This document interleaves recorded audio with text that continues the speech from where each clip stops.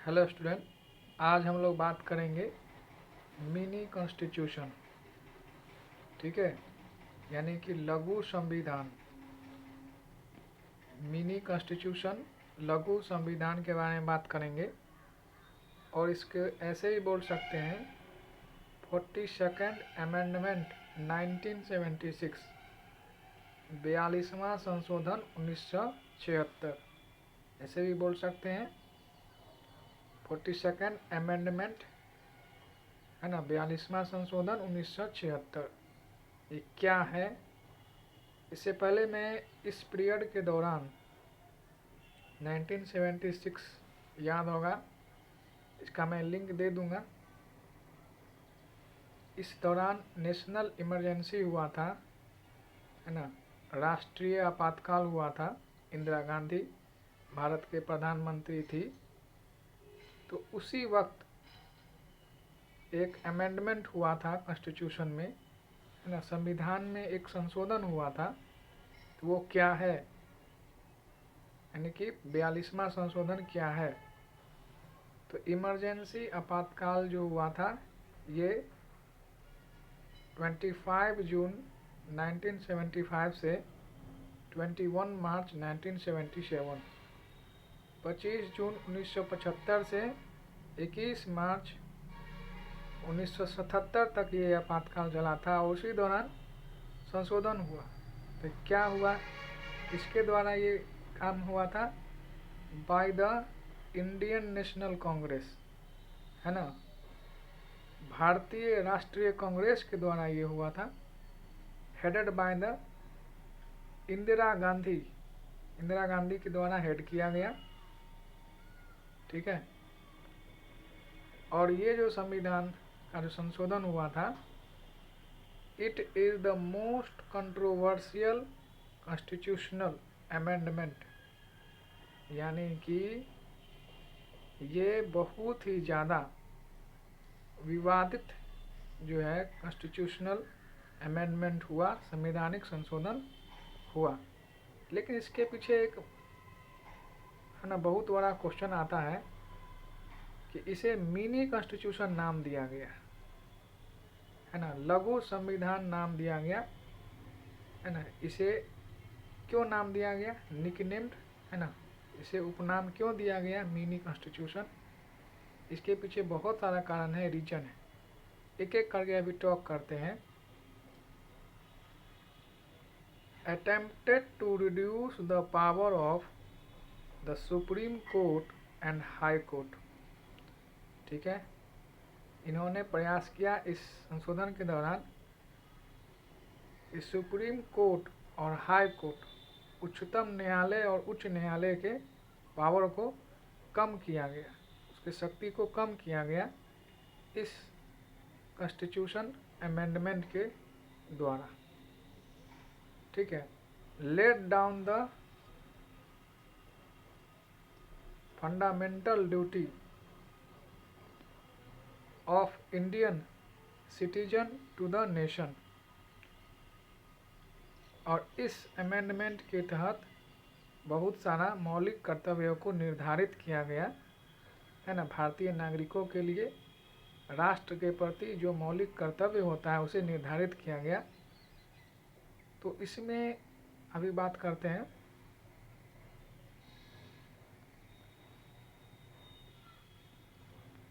जैसे यहाँ देखिए, तो उस वक्त क्या था कि उस वक्त 10, ठीक है, उस वक्त 10 फंडामेंटल ड्यूटी, 10 ही मौलिक कर्तव्यों को जोड़ा गया था 1976 में। और टोटल हम लोग जानते हैं कि 11 फंडामेंटल ड्यूटी होता है।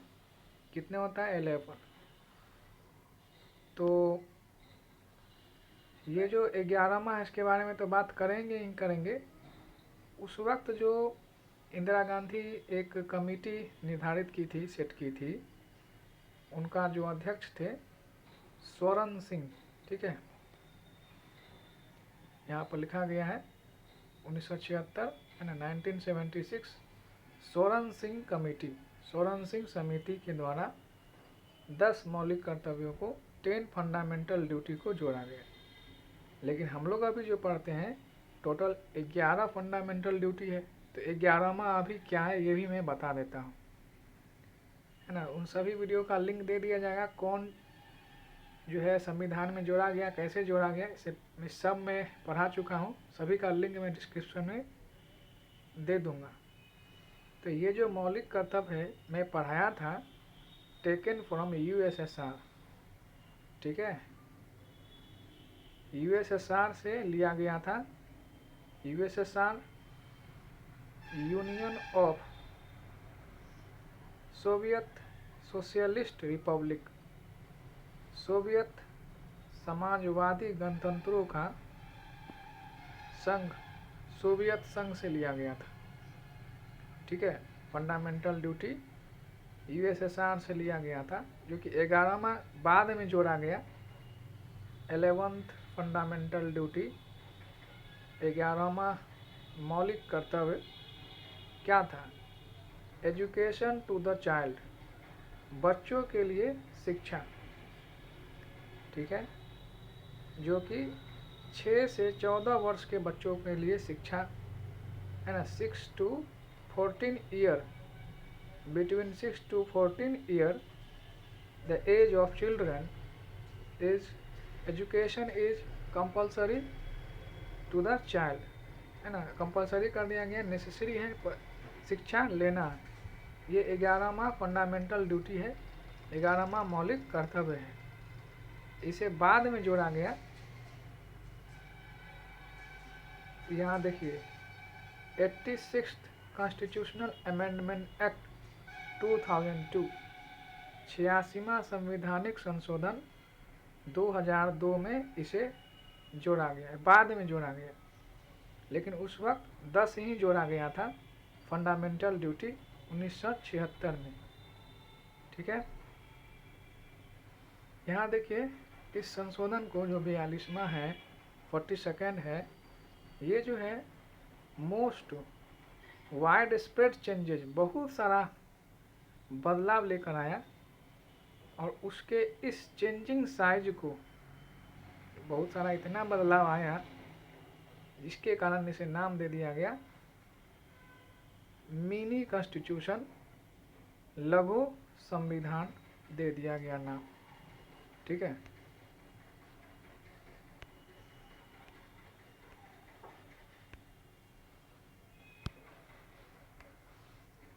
तो यहाँ पर आगे देखते हैं,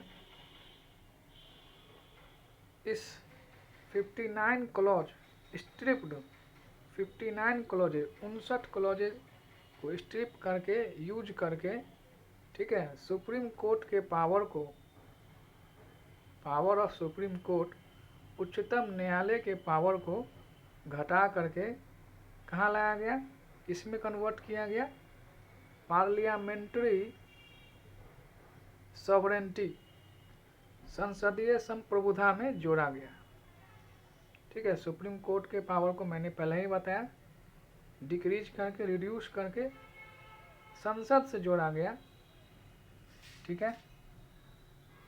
पार्लियामेंट्री सॉवरेंटी, संसदीय संप्रभुता, और पार्लियामेंट को पावर दिया गया, शक्ति दिया गया, है ना, संसद को शक्ति दिया गया। देख सकते हैं यहाँ पे, power to amend any part of the constitution, है ना। संविधान में अगर कहीं पर भी बदलाव चाहते हैं तो उन्हें पावर दिया गया कि आप चेंज कर सकते हैं। पार्लियामेंट को, संसद को ये पावर दिया गया, है ना।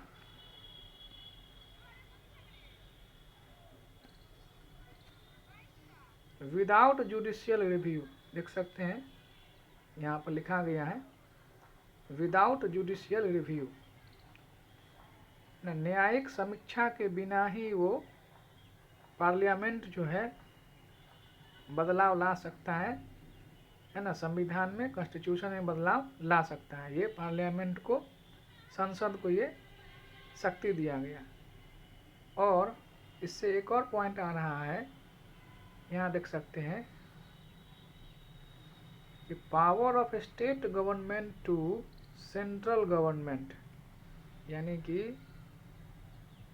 इसमें राज्य सरकार का जो पावर को घटाकर किससे जोड़ा गया, केंद्र सरकार के पावर में जोड़ा गया, सेंट्रल गवर्नमेंट के पावर में जोड़ा गया। और ये जो है अमेंडेड प्रेम्बल है ना, प्रस्तावना में संशोधन। प्रेम्बल जो कि हम लोग पढ़ते हैं कॉन्स्टिट्यूशन, उसमें चेंजिंग लाया गया, संशोधन किया गया। तो क्या संशोधन किया गया इसे मैं बताता हूँ।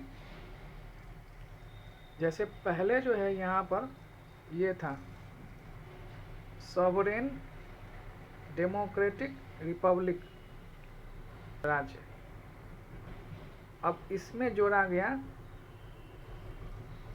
Sovereign socialist secular democratic Republic, संप्रभुता समाजवादी पंथ निरपेक्ष लोकतांत्रिक गणराज्य। ठीक है, ये जोड़ा गया। हिंदी इंग्लिश दोनों इंडिकेट है। और मैं एक और चीज़ बताता हूँ कि इसमें एक और चीज़ का बदलाव लाया गया, चेंजिंग लाया गया। यूनिटी ऑफ द नेशन, राष्ट्र की एकता से यूनिटी एंड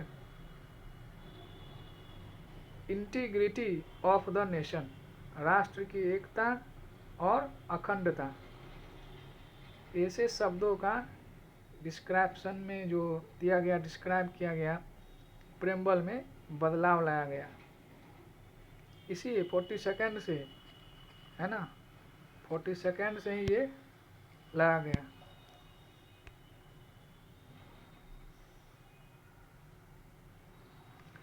है ना, 42nd कॉन्स्टिट्यूशनल अमेंड से ही ये बदलाव लाया गया।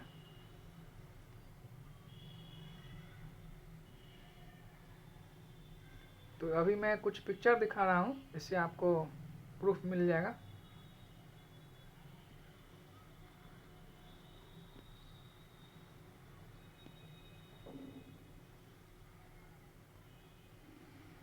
जैसे देखिए, ये जो यहाँ पे स्क्रीन पे देख सकते हैं, यहाँ देखिए ये जो है कॉन्स्टिट्यूशन प्रेम्बल का, इसमें बदलाव से पहले का ये है। 1976 से पहले जो तैयार किया गया था प्रेम्बल, तो यहाँ देखिए, यहाँ वर्ड देखिए, देख सकते हैं यहाँ पे है ना, सॉवरेन डेमोक्रेटिक रिपब्लिक लिखा गया है। और साथ में यहाँ देखिए, यहाँ यूनिटी ऑफ द नेशन, जो कि अभी मैं बता रहा था, अब इसमें चेंजिंग करके, बदलाव करके जोड़ा गया है। तो अब जो क्या बना है वो भी मैं बताता हूँ। और एक और चीज़ ये पूछता है कि ये जो डिज़ाइन देख रहे हैं, साइड से डिज़ाइन देख रहे हैं, इसे कौन क्रिएट किए थे।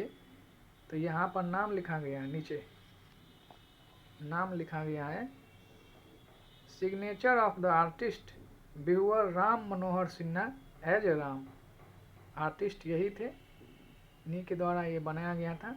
और अब मैं एक और पिक्चर दिखाता हूँ, वो ये देखिए, यहाँ देखिए, ये अब जो बना है, अब क्या बना है, यहाँ पर ध्यान से देखिए, यहाँ बदलाव लाया गया, यहाँ पर देख सकते हैं। ठीक है, sovereign socialist secular democratic Republic.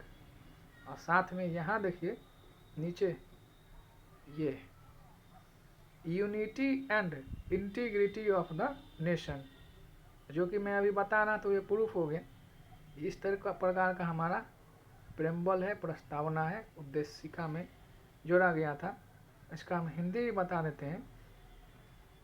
ठीक है, इसका हिंदी देख सकते हैं, भारत का संविधान उद्देशिका में क्या है ना, देख सकते हैं यहाँ पे हिंदी में। ये देखिए, प्रभुत्व संपन्न समाजवादी पंथ निरपेक्ष लोकतंत्रात्मक गणराज्य, यहाँ पे। और नीचे में क्या लिखा गया है, राष्ट्र की एकता और अखंडता। या प्रेम्बल को नोट कर सकते हैं। ये हमारा संविधान कॉन्स्टिट्यूशन है, इसमें क्या क्या जोड़ा गया वो हेडिंग यहाँ प्रेम्बल में उद्देशिका के दिया गया है।